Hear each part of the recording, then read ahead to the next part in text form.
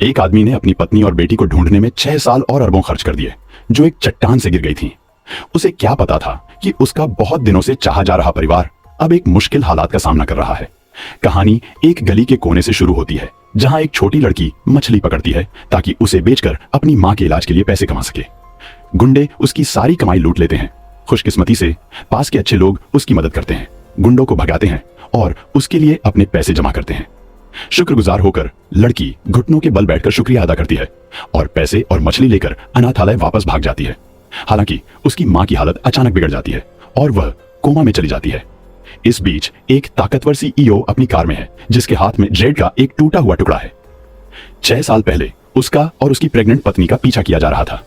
उसकी पत्नी ने उसे नुकसान से बचाया। गोली लगने के बाद वह एक चट्टान से गिर गया और उसकी किस्मत का पता नहीं चला।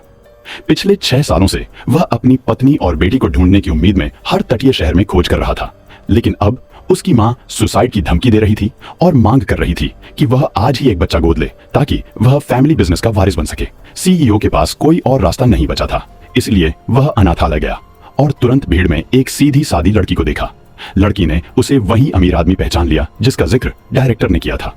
अपनी बीमार मां के लिए उसने हिम्मत जुटाई, आगे बढ़ी और घुटनों के बल बैठकर सीईओ से अपनी मां को बचाने की गुजारिश की। लेकिन सीईओ के असिस्टेंट को लगा कि लड़की फ्रॉड है। कोई जिसकी मां हो वह अनाथालय में अनाथ होने का नाटक क्यों करेगा।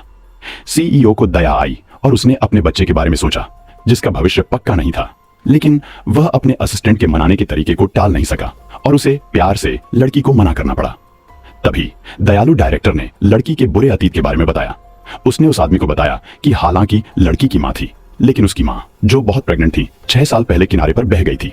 बुरी तरह घायल और परेशान होने के कारण वह न केवल अंधी हो गई थी, बल्कि अक्सर मेंटल कंफ्यूजन से भी जूझती थी।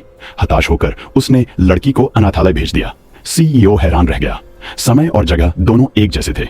उसने तुरंत लड़की से कहा कि वह उसे अपनी मां से मिलवा दे। लेकिन जब वे अनाथालय के वार्ड में पहुंचे तो कमरा खाली था। सीईओ को बहुत गुस्सा आया। उसे लगा कि उसके साथ धोखा हुआ है और वह गुस्से में वहां से चला गया।